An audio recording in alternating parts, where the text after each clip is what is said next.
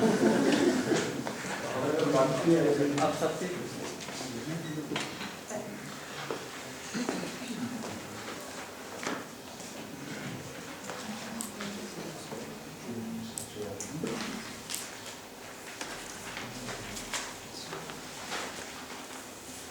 کی پیش کی اجازت کے ساتھ ساتھ میں چائے بھی پیتا رہوں گا،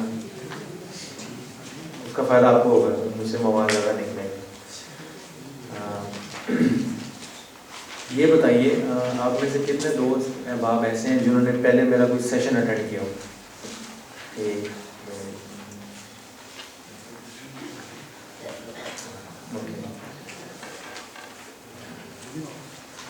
جو صبح سندھ سے آئے ہیں، تشریف لائے ہیں، وہ کیا ایکسپیکٹ کرتے ہیں کہ کیا سیکھیں گے آج کے سیشن سے؟ کچھ بتا سکتے ہیں؟ ایک دو رائے دے دیں جی۔ آپ لیڈیز فرسٹ۔ السلام علیکم، میرا نام سینی ملک ہے، میں کراچی سے تعلق رکھتی ہوں اور میرا یہ پہلا ایکسپیرینس ہے، first time I came to you. اور میں جب مجھے یہ دعوت نامہ ملا تھا تو مجھے نام سے ظاہر ہوا تھا کہ ضرور یہ، اور ٹاپک بھی ہمیں پتہ تھا ٹاپک کیا ہوگا، پروگرام کی تھیم کیا ہوگی، تو اسے دیکھتے ہوئے ہم نے جو ہمارے دماغ میں آئی تھی بات وہ یہی تھی کہ ضرور یہاں پر مختلف مذاہب کے لوگ موجود ہوں گے اور ہماری آپس میں انٹریکشن ہوگا اور ہمیں ان سے سمجھنے کا اور سیکھنے کا موقع ملے گا۔ ہم ان کے جو ہم نے باتیں، جسے ہم مت کہتے ہیں، مت اور ریئلٹی میں کچھ ڈفرینس ہمیں وہاں نظر آئے گا، اور جو سنی سنائی باتیں ہیں اس سے بڑھ کر ہم عملی طور پر کچھ دیکھ سکیں گے، اور جو ہمیں کنفیوژن ہے یا کچھ ہماری دوریاں ہیں، جو ہمیں صحیح بات کلیئر نہیں ہے، وہ ہمیں سمجھنے اور سننے کا موقع ملے گا۔ سر میری ایکسپیکٹیشنس بہت کلیئر تھی۔ میں سندھ دھرتی کا رہنے والا ہوں جی، اور میری دھرتی میں یہی میسیج ہے ہم لوگوں میں کہ سب کو ٹالریٹ کیا جائے اور ان کی خوبصورت باتوں کو اپنایا جائے۔ یہی ہمارے صوفیاء کرام نے سکھایا ہے اور یہی ہماری لیڈرشپ نے سکھایا ہے۔ جس شخص آپ نے ذکر کیا madam Rumana, the person who quoted these words Quaid Azam کی بات سبحان in the Sindh، اور اس کے بعد بھی بہت سی باتیں ہیں، تو مجھے ایسا لگا کہ میں اپنے ساتھیوں کے پاس جا رہا ہوں اور جو میرے ذہن میں پہلے سے باتیں ہیں وہ ری انفورس ہوگی اینڈ دیٹ واز ٹرو۔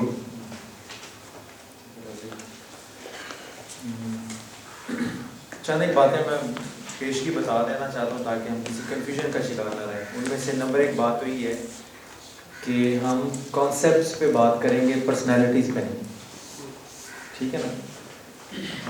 کسی کی شخصیت پہ تنقید کرنے سے یا کسی کی شخصیت پر کیچڑ اچھالنے سے کوئی معاملہ واضح نہیں ہوتا۔ وہ ساری گفتگو شخصیت کے ارد گرد رہتی ہے، تو جب تک وہ شخصیت موجود رہتی ہے معاملات گرم رہتے ہیں، جب وہ شخصیت پردہ سکین سے غائب ہو جاتی ہے تو معاملات ختم ہو جاتے ہیں۔ تو سدا بہار چیز کانسیپٹس ہوتے ہیں، اور اگر ان کانسیپٹس پہ کلیئرٹی ہو جائے تو آپ شخصیات کے محتاج نہیں رہتے حق اور باطل کو پہچاننے کے لیے، کیا چیز غلط ہے کیا چیز درست ہے، اس کے لیے آپ کو کسی شخصیت کی ضرورت نہیں رہتی یا محتاجی نہیں رہتی۔ تو ہم کانسیپٹس پہ بات کریں گے، نمبر 1۔ نمبر 2، ہو سکتا ہے آگے کسی ایسی شخصیت کا بھی ذکر ہے جس سے آپ کو بہت زیادہ قلبی لگاؤ ہو، محبت ہو، تو یہ بات میں بحیثیت مسلمان کہنا چاہوں گا کہ قرآن و سنت کی روشنی میں شخصیات سے محبت قرآن و سنت کے اوپر بیس کرتی ہے، نہ کہ شخصیت کوئی قرآن و سنت کے اوپر چلی جاتی ہے۔ یعنی جب بھی کسی شخصیت سے مذہب کی بنیاد پر محبت کی جائے گی تو اس کی مذہبی بنیادیں ہوں گی جس کی وجہ سے اس شخصیت سے محبت کی جاتی ہے، نہ کہ کسی شخصیت کو رول ماڈل بنا کے تم مذہب سے محبت کی جائے۔ تو ہم شخصیات یعنی ایگزامپلس اور کیس اسٹڈیز کوٹ کریں گے، مگر کانسیپٹس کو ذہن میں رکھتے ہوئے کہ ہم نے اپنے ذہنی جو تصورات ہیں مذہب کے متعلق، انتہا پسندی کے متعلق، ایکسٹریمزم کے متعلق، ان کو ہم اسٹڈی کریں گے۔ اب اس میں سچویشن کچھ ایسی ہے کہ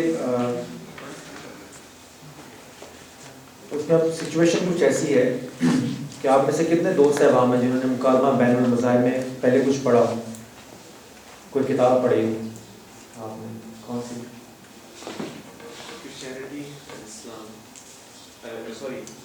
اسلام اینڈ سائنس. وہ مکالمے کے اوپر نہیں ہے، وہ تو تقابلی تھیولوجیکل ایک موازنہ ہے. یہ بات میں نے اس لیے پوچھی تھی، خیر میں بتاتا ہوں. اور کسی نے کوئی کتاب پڑھی ہوگی؟ کتاب تو نہیں پڑھی، لیکن یہ ڈاکٹر ذاکر نائک کو اس والے سے تھوڑا مشکل ہے. اور مجھے آپ کچھ کہنا ہے؟ جی میں نے لاسٹ بک آف دی محترمہ بینظیر بھٹو اسلام ویسٹ اینڈ دی ریکنسیلیشن میں اسی موضوع کو ڈسکشن کیا. اور آپ تھوڑا سا اندازہ لگا لیں کہ جب ہم مکالمے کی بات کرتے ہیں تو جیسے آپ نے ڈاکٹر ذاکر نائک کا کہا، آپ نے اسلام، قرآن اور سائنس کے ڈاکٹر مورس بکائی کی کتاب کا حوالہ دیا، محترمہ بینظیر بھٹو کی کتاب کا. ان میں سے تینوں پرسنالٹیز مکالمے پہ اتھارٹی نہیں. ڈاکٹر ذاکر نائک جو ہیں وہ مناظرے کے پہ اتھارٹی ہو سکتے ہیں، مکالمے کا نہیں ان کو کچھ پتہ. اس طرح محترمہ سیاسی شخصیت ہے، مذہبی شخصیت نہیں. وہ ایک سیاسی شخصیت کی اپنی انڈرسٹینڈنگ آف اسلام ہے جس کو انہوں نے اپنے کتاب میں قلم بند کر دیا ہے، اور ہم لوگ تبرکن بعض کا ان کو پڑھتے ہیں کیونکہ وہ آئیکن بن گئی ہے. تو وہ سیاست میں تو غالباً بات کرنے کی اتھارٹی ہوں کیونکہ ان کا فیلڈ ہے، مگر مذہب ان کا فیلڈ نہیں ہے. اسی طرح ڈاکٹر مورس بکائی کا ہے تو اسلام، قرآن اور سائنس یہ تھیولوجیکل کمپیریزن ہے جس میں ایک مذہب کے نقائص کو نکال کر دوسرے مذہب کی حقانیت کو ثابت کرنے کی کوشش کی گئی ہے. یہ بھی مکالمہ نہیں ہے. تو آپ یہ دیکھیے گا کہ مکالمہ میں اور مناظرے میں ایک تو ہمیں فرق نہیں پتا، ٹھیک ہے نا. تو ہم انٹرفیتھ ڈائلاگ مکالمہ بین المذاہب کی نشست میں اس وقت بیٹھے ہوئے ہیں، مناظرہ بین المذاہب کی نشست میں نہیں. ہم نے یہاں سب نے جمع ہو کے کسی کو غلط ثابت نہیں کرنا اور کسی کی سپیریورٹی ثابت نہیں کرنی، ٹھیک ہے. ہمیں اپنی پہچان پہ فخر ہے، مسلمان ہونے کی حیثیت سے مجھے اسلام پہ فخر ہے. اگر کوئی مسیحی بھائی ہے اس کو مسیحیت پہ فخر ہے. تو ہم نے مقابلہ نہیں کرنا کہ کس کو زیادہ فخر ہے کس کو کم فخر ہے، ٹھیک ہے نا. یہ مکالمے کا موضوع نہیں ہے. اسلام اور مکالمہ بین المذاہب کے نام پر جتنی کتابیں مارکیٹ میں لکھی گئی ہیں چند ایک کو چھوڑ کے، وہ ٹائٹل مکالمہ بین المذاہب کا ہے اور اندر سارا مواد مناظرہ بین المذاہب کا ہے. تو this is the main difference you have to keep in mind.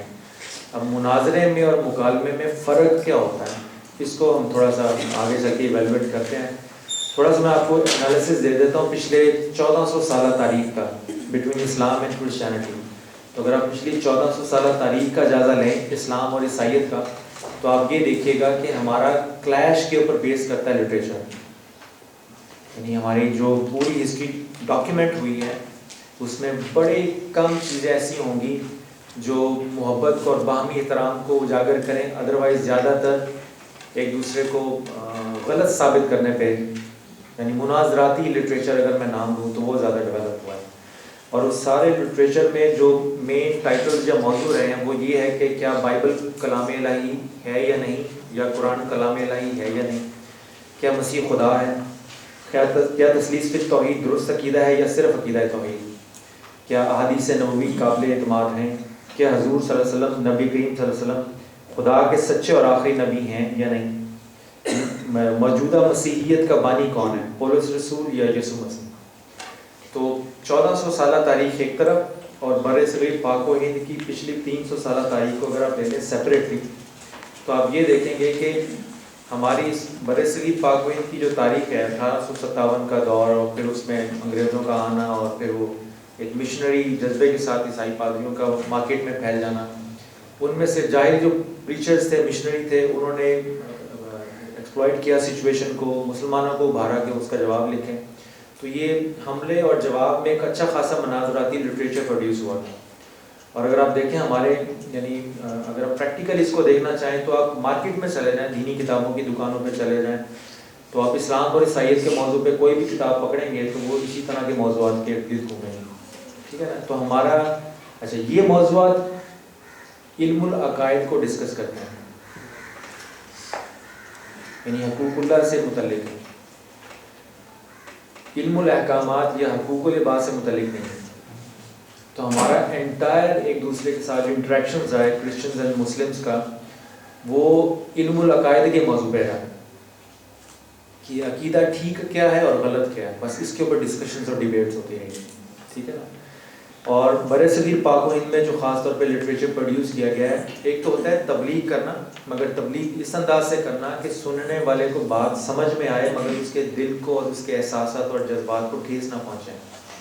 کیونکہ جب آپ تبلیغ کر رہے ہیں تو سننے والا بھی یا تو مسلم نہیں ہوا یا مسیحی نہیں ہوا. تو آپ بات تبلیغ اس کو اس لیے کر رہے ہیں تاکہ وہ آپ کی بات سمجھے اور آپ کا نقطہ نظر قبول کر کے آپ کے مذہب کے دائرے میں آ جائے. مگر جب بات کرتے کرتے آپ اس کے جذبات کو ٹھیس بھی پہنچائیں گے تو وہ بات بھی نہیں سنے گا اور آپ کے دعوت کو ویسے ہی ریجیکٹ کر دے گا. اس لیے مسیحیت میں اور اسلام میں تبلیغ کے آداب بھی بیان کیے گئے. کیا کہنا ہے یہ عقیدے کا موضوع ہے, کیسے کہنا ہے یہ ادب اور آداب ایٹیکیٹس اور مینرز کا موضوع ہے. تو آپ یہ دیکھیں گے کہ ان طرح کے معاملات میں جو طرز تحریر کتابوں میں ڈیولپ ہوا ہے اور جو ہماری کتابوں میں لکھا گیا ہے اس میں زیادہ تر جو ایٹیٹیوڈ ہے وہ اس طرح کا ہے کہ جناب ہم درست ہیں آپ غلط ہیں, ہماری نیت درست ہے اور آپ کی غلط ہے, ہم امن پسند ہیں اور آپ دہشت گرد ہیں, ہم مومن ہیں اور آپ مشرک اور کافر ہیں, ہم جنتی ہیں اور آپ جہنمی ہیں. اپنے آپ کو ایک سپیریئر سٹیٹ پہ کھڑا کر کے تو مخاطب کو سمجھا ایسے جیسے جہنم کے گڑھے میں گرا ہوا ہے اور میں نے اس کو تبلیغ کر کے اس کو پستیوں سے نکال کے بلندیوں کی طرف لے کے آنا. یہ ایک ایٹیٹیوڈ ہے. ٹھیک ہے. تو اس ایٹیٹیوڈ کے ساتھ ہم دوسرے کو حقارت کی نظروں سے دیکھتے ہوئے دوسرے کو, جبکہ یہ ایٹیٹیوڈ بذات خود غیر اسلامی ہے. یعنی اسلام نے ہمیں یہ اور مسیحیت نے بھی ہمیں یہ تلقین کی ہے کہ ہمیں گناہ سے نفرت ہونی چاہیے, گناہ گار سے نہیں. مگر میں یہ بات کر رہا ہوں کہ ہمارا جو لٹریچر پروڈیوس ہوا ہے اس میں گناہ گار سے ہی ڈائریکٹ نفرت کر کے پھر تبلیغ دین کا کام کیا جاتا ہے. اس سے ہوتا کیا ہے کہ اگر کوئی بات ہمارے رویے کی وجہ سے نہیں مانتا تو ہم یہ کہہ دیتے ہیں کہ اس کے دل پہ تالا لگا ہوا, اللہ تعالیٰ نے اس کی قسمت ہی بند کی ہوئی. یعنی اپنی غلطیوں کا خمیازہ بھی ہم اللہ تعالیٰ کی وہ اس میں ڈال دیتے ہیں. تو یہ ہمارے خراب رویے ہیں جس کی وجہ سے معاشرے میں فتنہ, فساد اور کلیش ڈیولپ ہوتا ہے. اب میں آپ کو اس کی چند ایک کیس اسٹڈیز دکھا رہتا ہوں. ہم نے شروع میں کہا تھا کہ ہم کانسیپٹس پہ بات کریں گے, تو کانسیپٹس کے حوالے سے آگے چلتے ہیں. یہ ایک کتاب ہے صلیبی دہشت گردی اور عالم اسلام, یہ مولانا سمیع الحق صاحب نے لکھی ہے اور یہ ان کے انٹرویوز کی کمپائلیشن ہے. یہ قاسم اکیڈمی ضلع نوشہرہ پاکستان سے چھپی ہے. یہ میرے پاس بھی ہے, یہ دیکھیے گا. اور یہ تقریباً 500 صفحے کی کتاب ہے. تو ان کی انٹرویوز کی کمپائلیشن ہے. اب ہم پہلے بعد میں ڈسکس کرتے ہیں کہ اس کے اندر کیا لکھا ہوا ہے. پہلے ہم اس کے صرف ٹائٹل پہ ذرا غور کرتے ہیں. اگر آپ ٹائٹل کو غور سے دیکھیں تو ٹائٹل ہے صلیبی دہشت گردی اور عالم اسلام. تو اس میں کیا خاص بات ہے؟ اس میں انہوں نے لفظ دہشت گردی کے ساتھ صلیبی لگایا ہے. ٹھیک ہے نا. تو اگر دہشت گردی صلیبی ہو سکتی ہے اسلامی نقطہ نظر سے تو پھر وہ اسلامی بھی ہو سکتی ہے. اگر دہشت گردی اسلامی ہو سکتی ہے تو پھر وہ ہندو بھی ہو سکتی ہے. جب مغرب کا میڈیا اور مغربی قوتیں مسلمانوں پہ, پاکستانیوں پہ اور اسلام پہ الزام لگاتی ہیں کہ دیز آر مسلم ٹیرورسٹ یا based on terrorist activities of the Muslims, وہ کہتے ہیں اسلام از اے ٹیرورسٹ ریلیجن. تو مغرب میں اگر کوئی مفکر نے کتاب لکھی ہو اور یہی ترجمہ انگریزی میں کر دیں تو وہ ہوگا Islamic terrorism and the world of Christianity. یعنی وہ اپنے ملک کے اور اپنے معاشرے کے مسائل کو ڈسکس کرے گا. تو ہمارا عام طور پہ اخبارات میں, میڈیا میں جواب ایک ہی ہوتا ہے کہ جناب دہشت گردی کا کسی مذہب سے کوئی تعلق نہیں ہے, آپ اس کو اسلام سے کیوں جوڑتے ہیں؟ دہشت گرد ہوتا ہے. اگر کرنے والا مذہباً مسلمان ہے تو اس کا یہ ہرگز مطلب نہیں ہے کہ اس کو اسلام نے اجازت دی ہے کہ تمہاری مذہبی فرائض میں یہ شامل ہے کہ دہشت گردی کرو. کہتے ہیں یہ نہیں کہتے. تو جب وہ تانا دیں تو ہم ڈیفینڈ کرتے ہیں اور پھر ہم اپنے فرائض, ہم اپنے اسلامی فرائض میں یہ شامل کر لیتے ہیں کہ جب ان کی بات کریں تو وہی منطق اپنائیں جس کو ہم خود ریجیکٹ کر چکے ہیں. اور اوپر لکھا ہے مارکا صلیب و طالبان, صلیب و اسلام نہیں. یعنی آپ اندازہ کیجئے یہ پشاور میں ان کا مدرسہ بھی ہے، وہاں پہ ملا عمر کو انہوں نے اعزازی ڈگری بھی دی ہوئی ہے اسی کتاب میں، کہ ملا عمر جب آئے تو انہوں نے اعزازی ڈاکٹریٹ ان کو پریزنٹ کی. تو یہ مسلک دیوبند سے بھی ان کا تعلق ہے، ٹھیک ہے نا. اور یہ بہت بڑی ان کی فالوئنگ بھی ہے، سینیٹر بھی ہیں، قومی اسمبلی میں ہیں، ہر حکومت میں رہتے ہیں. اتنے پائے کے عالم دین کا جب یہ آئی کیو لیول ہوگا، اس کے کانسیپٹس کا یہ حال ہوگا کہ وہ اپنے غیر اسلامی کانسیپٹس کو اسلامی بنا کے لوگوں کو اس پر عمل کروا رہا ہوگا، تو آپ اندازہ کریں اس معاشرے میں فتنہ اور فساد پیدا نہیں ہوگا تو اور کیا ہوگا. ٹھیک ہے. تو یہ صرف میں نے ٹائٹل دکھایا آپ کو کہ ٹائٹل سے ذہنیت دیکھیں کیا ڈیولپ ہوتی ہے. ان سے ایک جاپانیز جرنلسٹ نے سوال کیا کہ مولانا مجھے بتائیں بنیاد پرستی کیا ہوتی ہے. تو صفحہ 101 102 پہ تو انہوں نے جواب یہ دیا، جناب بنیاد پرستی کی آواز امریکہ کی ایک من گھڑت اصطلاح ہے. ہر مذہب کے اصول ہوتے ہیں، عقیدے کے لحاظ سے، روایات کے لحاظ سے، اخلاق کے لحاظ سے، کردار کے لحاظ سے، اور ہر مذہب اپنے پیروکاروں کو بنیادی اصولوں کے ساتھ وابستہ کرتا ہے. قرآن کریم نے اور رسول کریم صلی اللہ علیہ وسلم نے مسلمانوں کے لیے اسلامی تعلیمات کے ذریعے ان بنیادی اصولوں سے وابستگی ضروری قرار دی ہے. تو امریکہ اس کو بنیاد پرستی کہہ رہا ہے، حالانکہ وہ خود بنیاد پرست ہے. جبکہ ان کا کن کا امریکیوں کی بات ہو رہی ہے. جبکہ ان کا مذہب، امریکیوں کا مذہب کیا ہے؟ کرسچنز. جبکہ ان کا مذہب ہواؤں میں ہے. ہواؤں میں اس کو اگر انگلش میں ٹرانسلیٹ کریں گے تو کیا بنے گا؟ بیس لیس، جس کی کوئی بنیاد نہیں ہوتی. ہواؤں میں کوئی مدون مرتب کچھ نہیں. لیکن اب ان کا محرف دین عیسائیت کا نام ظلم و تعصب، کرولیٹی اینڈ پریجوڈس کہہ لیں آپ، باعث کہہ لیں، اور تمام غیر عیسائیوں کے حقوق کو پامال کرنا ان کا کن کا امریکیوں کا دین بن چکا ہے. تو یہ ہے اصل بنیاد پرستی. اب یہ انہوں نے جواب دیا اس کا، ٹھیک ہے نا. اب کوئی اس جواب کو نہیں مانتا تو جواب میں اکثر یہ لوگ کہتے ہیں کہ جناب انہوں نے بنیاد پرستی کی تو تعریف کی ہے، تو آپ اس کو کیوں نہیں مانتے؟ تو جو آدمی تھوڑا سا سمجھدار ہوگا وہ نہ تو جواب کو منوان قبول کرے گا، نہ ہی منوان ریجیکٹ کرے گا.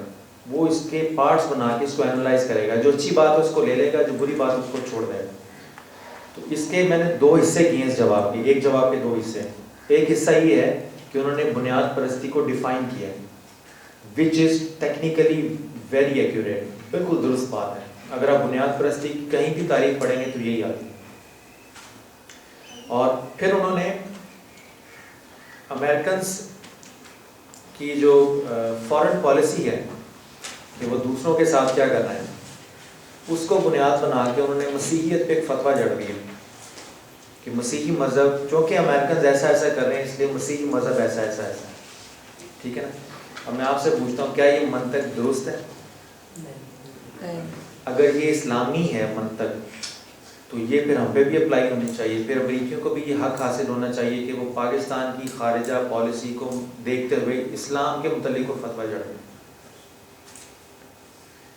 تو ہم ان سے کیا کہیں گے کہ بھائی ہماری خارجہ پالیسی مسلمانوں یا ان لوگوں کی بنائی گئی جو پاکستان میں بستے ہیں، اس میں ہو سکتا ہے نان مسلم بھی ہوں، اگر میجورٹی مسلمز ہیں تو یہ مسلمانوں کی بنائی ہوئی خارجہ پالیسی ہے، اسلام کی بنائی ہوئی نہیں.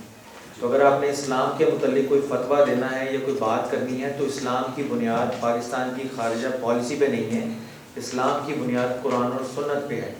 تو آپ قرآن و سنت سے ہمیں بتائیں کہ آپ کو اسلام میں کیا خرابی نظر آتی ہے، اس کا ہم جواب دیں گے. ٹھیک ہے.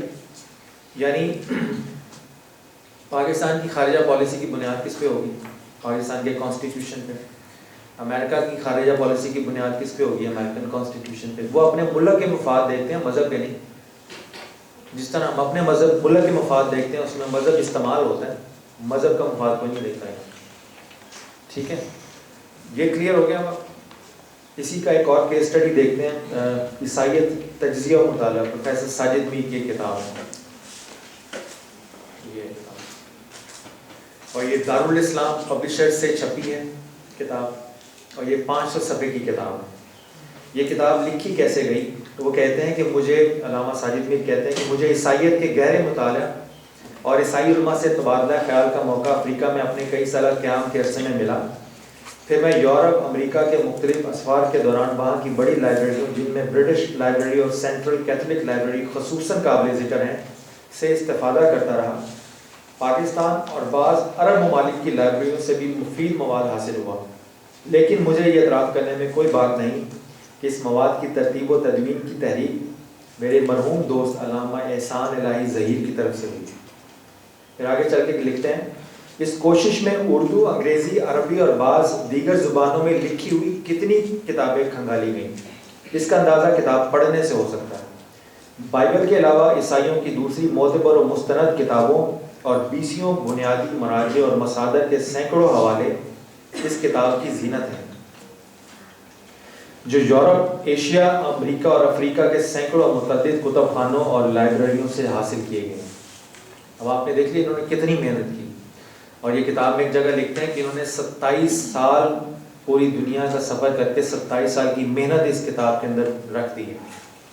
یہ دارالاسلام سعودی عرب، یہ اہل حدیث مسلک کے ہیں، وہابی مسلک جس کو بولتے ہیں، تو اہل حدیث مسلک کے ہیں، یہ پاکستان میں اہل حدیث جماعت کے صدر بھی ہیں، اور یہ سعودی عرب کا اسٹیٹ اسکول آف تھاٹ ہے، اور دارالاسلام پبلشر سعودی عرب کے اسٹیٹ پبلشرز ہیں، ریاستی ان کے جو، تو وہ صرف وہی کتابیں چھاپتے ہیں جو ان کے اپنے مسلک کے علماء کرام کی ہوں یا جس سے ان کے اپنے مسلک کو تقویت ملتی ہو۔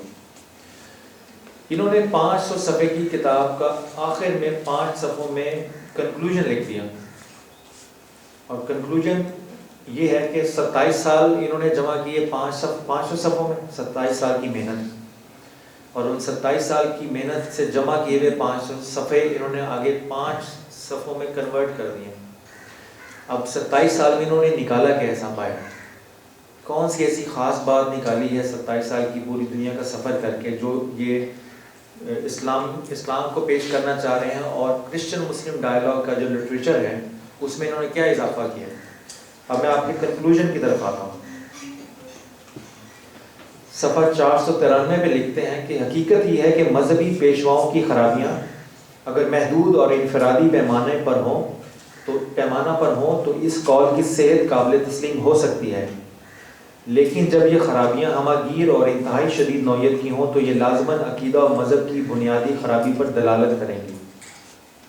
پھر آگے صفحہ 495 اور 94-95 پہ لکھتے ہیں کہ کچھ کرسچنز کے بد کرداری کے کیسز انہوں نے اپنی کتاب میں نوٹ کیے ہیں، کوئی بشپ ہیں، کوئی پادری ہیں، کوئی ہیں، تو ان کی بد کرداریاں مختلف حوالوں سے ڈھونڈ کے تو انہوں نے اپنی کتاب میں مینشن کی ہیں، اور پھر یہ آگے اس کا کہتے ہیں کہ اتنے بلند بانگ دعووں اور نعروں کے پس منظر میں اتنی اونچی سطح پر ایسی شدید اور ہماگیر خباثتیں جن کا مقابلہ کسی مذہب کی تاریخ نہیں کر سکتی، یقیناً مسیحی عقائد کے بعض بنیادی نقائص پر مبنی ہیں۔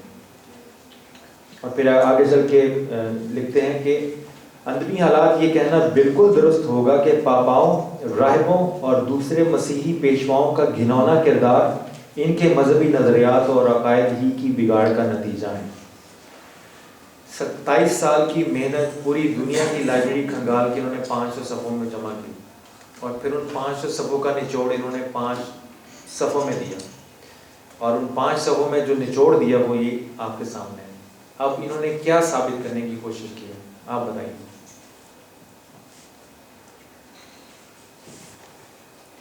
یہ آخری میں سمجھتی ہوں یہ لائن ہے ان کی کہ جو انہوں نے کہا کہ پاپاؤں یا راہبوں کے دوسرا جو ان کا جو ذاتی کردار ہے، ان کا کردار جو ہے ان کے مذہبی نظریات کی وجہ سے، یعنی کسی بھی انسان کے کردار تو اس کا ذاتی کردار ہوتا ہے، اس کے مذہب کو ہم اس کو بلیم نہیں کر سکتے کہ ان کا جو ذاتی کردار تھا وہ ان کے مذہب کی وجہ سے۔ This is absolutely wrong. اس میں جہاں تک میں سمجھاؤں ایک بات واضح کرنے کی کوشش کی گئی ہے کہ جو مذہب ہے اس کے جو بنیادی عقائد ہیں یا نظریات ہیں اس کو بگاڑنے میں، یعنی اگر اسلام میں عالم ہیں، علماء ہیں، مختلف مسالک کے جو بڑے بڑے ہیں، اسی طرح عیسائیت میں جو ان کے پاپس ہیں یا بشپس ہیں، یعنی انہوں نے ان کے عقائد کو بگاڑنے میں اور اپنی یعنی بدعمالیوں کی وجہ سے عقائد کو بگاڑنے میں اور مذہب کا جو ایک امیج ہوتا ہے اس کو یعنی نیگیٹیولی پورٹری کرنے کی کوشش کی۔ چلیے دوسرا پوائنٹ بھی آگے اور کوئی شیئر کرنا ہے جی؟ वैसे बता माइक की जल्दी काम हो रहा है। ये इस तरह में एक बात बताने की कोशिश की है इसमें कि मज़हब के जो नज़रियात हैं क्रिश्चियनी के वो उसमें नहीं बयान किए गए। उनका जो किरदार है राय का या उनके मवाइज का लाजमी है, हर मज़हब के लोगों में ये किरदार गलत भी हो सकता है। उनके किरदार को दलालत किया है उसके नज़रियात, यानी उनके किरदार को कोई खराबी देकर उनके मज़हब को ही निशाना बनाया। जी आखिरी कमेंट्स ले लेते इसमें बेसिकली ये मुझे नज़र आया रेफरेंस जो उन्होंने दिया होगा इसमें सर, लेकिन इन्होंने टारगेट किया है जो अकायद है उनको बेसिक बिलीव्स को, तो इससे जो रिफ्लेक्ट होता है उसका बाइस है कि वो ऑलरेडी बाइस हैं। अगर वो कन्विंस हो इसी चीज़ पे तो इसका कंक्लूजन जो है लाजिमी इसी तरह आएगा। एक मैडम करेगा आप ऐसे ही बोल लेती। इसमें वही बात है जो आपने शुरू की कि कॉन्सेप्ट्स जो हैं उन पर डायरेक्ट अटैक है, जबकि किरदार जो है वो एक्सेप्टेंस है कि आप अपने मज़हब में से भी चूज़ करके वो चीज़ें अपने अंदर वेलकम करते हैं, वो कैरेक्टर बिल्डिंग है। तो character does not match with the concept, लेकिन इसमें हम कॉन्सेप्ट्स को अटैक नहीं कर सकते। कॉन्सेप्ट अपनी जगह उधर ही है, जबकि उन्होंने कहा कि ये कॉन्सेप्ट ही गलत है, बेसिकली गलत है। अगर मैं आप लोगों की बातों को समराइज करूं और इसको यूँ बयान करूं कि एक गलत पादरी उन्होंने कोट किया अपनी किताब में, या बिशप है बदकिरदारी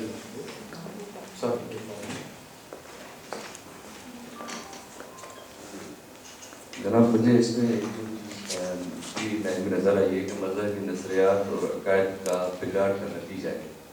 बहैसियत मुसलमान हमारा ईमान है तमाम रसूलों पर,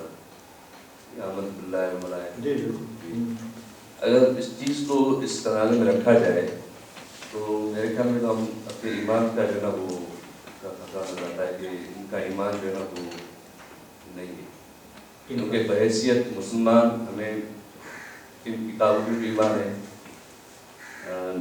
इस्लाम पे भी ईमान है जो अल्लाह के रसूल हैं। तो अगर हम अपने ईमान में खुद खलल डाल दिया है तो मेरा जो अंदाज़ा यही मुझे महसूस हो रहा है, इनका जो ईमान है वो अपनी जगह पर सही है भी नहीं। ठीक है, ये भी एक नुक्ता नज़र है। ठीक है, अब हम ये देखते हैं, अगर मैं आपकी समराइज़ करूँ आपकी बातों को, तो इन्होंने ये कहा है कि इन्होंने चंद बुरे पादरियों की केसेस को पढ़ा, किताबों में पढ़ लिया होगा, बारात में देख लिया होगा, टीवी पे नज़र आ जाता है, तो किसी एक बिशप या पादरी की बदकिरदारी को पकड़ लिया होगा, उसकी बदकिरदारी पे ऐसा इन्होंने किया भी है किताब, अगर आप पढ़ें तो साबित भी किया है, हवाले दे के कि हिस्ट्री में ये बदकिरदारी हुई, माशरे में ये बदकिरदारी है, ये है।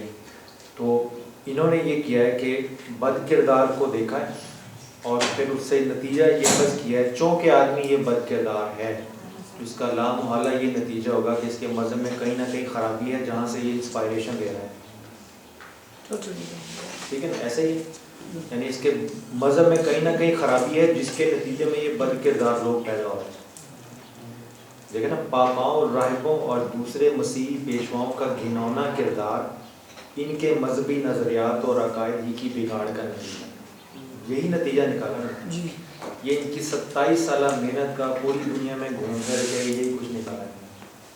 अब हम इनकी पूरी दुनिया में घूमकर रिसर्च करके 27 साल की मेहनत को अप्लाई करते हैं कुरान के ऊपर, यही मंतक, ये जो कंक्लूजन है, अब हमने ये देखना है कि ये इस्लामी नुक्ता नज़र से दुरुस्त है या गलत, क्योंकि ये किताब इसके लिए लिख रहे हैं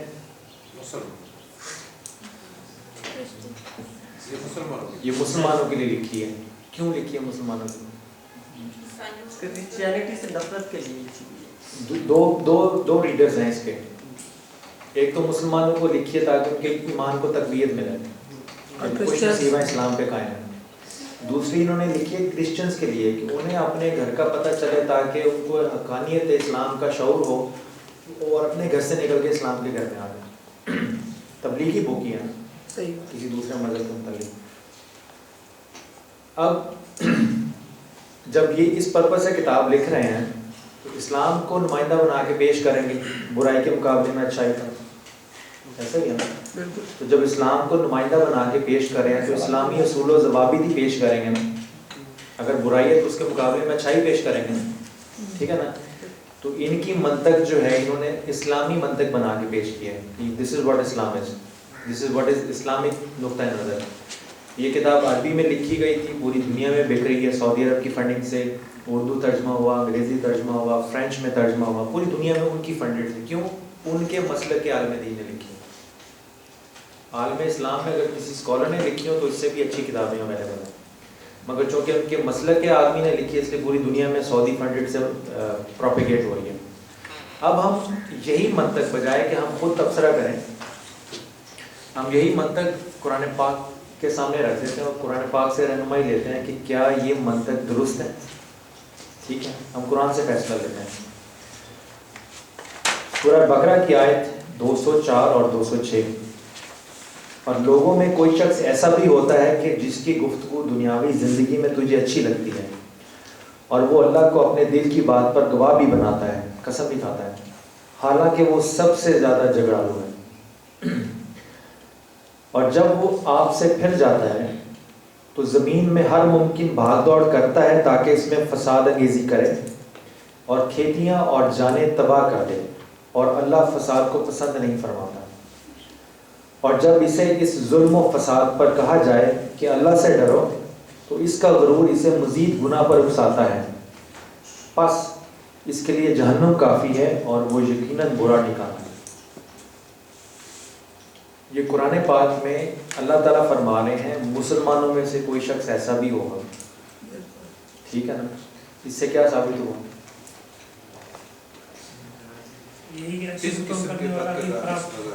نہیں تو اگر اس میں یہ ہے کہ اگر کوئی شخص اپنی ذاتی کردار تو وہ ضروری ہے, وہ اسلام میں بھی ہے.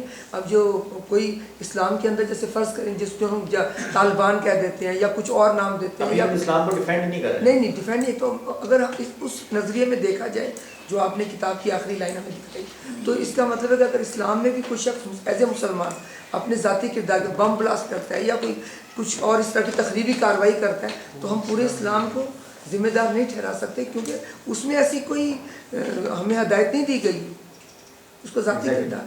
اس میں اس آیت سے یہ تو کم از کم پتہ چل جاتا ہے نا کہ مسلمانوں میں بھی ایسے فتنہ فسادی پیدا ہوں گے یا ہیں جس کے اللہ تعالیٰ نے خبر دے رہا. یہ کلیئر ہے نا, اور کر بھی رہے. اور اگر ہم علامہ ساجد میر کی منطق کو استعمال کریں تو کسی مذہب میں برے لوگوں کے پائے جانے سے اگر وہ مذہب خراب ثابت ہوتا ہے تو اس سائز سے تو اسلام بھی غلط ثابت ہوگا. بالکل ٹھیک ہے نا جی. یہاں پہ وَمِنَ الْمُسْلِمُونَ یا مومنون کی کہا گیا ہے, وَمِنَ النَّاسِ کہا گیا ہے لوگوں میں سے. تو لوگ یہاں پر اسلام کی یا کرسچینٹی کی بات نہیں کر رہے ہیں, لوگوں کی بات کر رہے ہیں. وہ لوگ مسلمانوں میں بھی ہو سکتے ہیں, کرسچینٹی میں بھی ہو سکتے ہیں, جو ماننے والے جیوز میں بھی ہو سکتے ہیں. اس سے پچھلے وہ جو جس کتاب کا حوالہ دے رہے ہیں وہاں پہ جو بات کی گئی تھی جو انہوں نے کہا کہ بنیادی عقائد پہ ریلیٹ کرتا ہے, تو یہاں پہ آپ اس کی انڈورسمنٹ دوسرے انداز سے دیکھیں, اگینسٹ اس کے دیکھیں.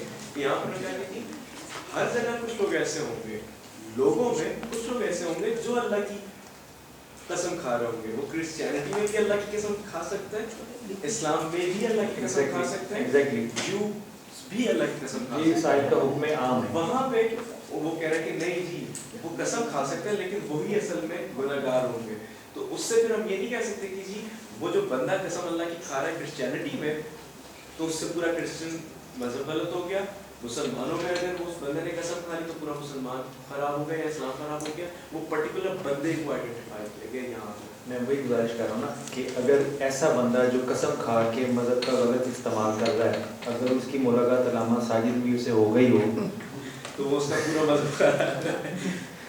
تو یہ آیت چونکہ قرآن میں ہے مخاطب پہلا مسلمان ہی ہے. ٹھیک ہے, اور اس کی تفسیر میں جائیں تو یہ یعنی وہ شان نزول جس کا جو ہے وہ مسلمانوں میں سے بعض منافقین کے حق میں یہ آیت ہوئی ہے. پوائنٹ صرف اس آیت کا یہ ہے کہ جس اس ایک اکیلی آیت نے ان کی 27 سالہ عمر کا نچوڑ اٹھا کے کوڑے میں پھینک دیا. قرآن خود کہہ رہا ہے کہ ہمارے مذہب میں ہوگا. چلیں ابھی یہی ان کا منطق جو ہے تھوڑا سا اس میں ایڈ کروں گا آپ کی بات میں. اگر آپ اس کو ذرا واپس لے کے آئیں گے جی ریفرنس کی لاسٹ کی جو بات کر رہے ہیں, نو ڈاؤٹ اگر ہم تھوڑا سا براڈ ہو کے دیکھیں تو یہ چیزیں مسلمانوں میں نہیں پائی جا رہی ہیں. مطلب جو عقائد کو خراب کرنے کی حالت ہے، اس کا مطلب یہ نہیں ہے کہ انہوں نے کرسچینٹی کو جو ہے وہ بلیم کیا ہے. کنہوں نے؟ ساجد میر نے. وہ آپ کتاب پڑھی ہے. ایک منٹ، میں اس ورڈنگ کی بات کر رہا ہوں کہ یہ اگر ہم تھوڑا سا براڈ ہو کے دیکھیں تو جتنے مذاہب ہیں وہاں پہ جو عالم ہیں مسلمان ہیں انہوں نے اپنے مقاصد کو حاصل کرنے کے لیے ترمیم کی.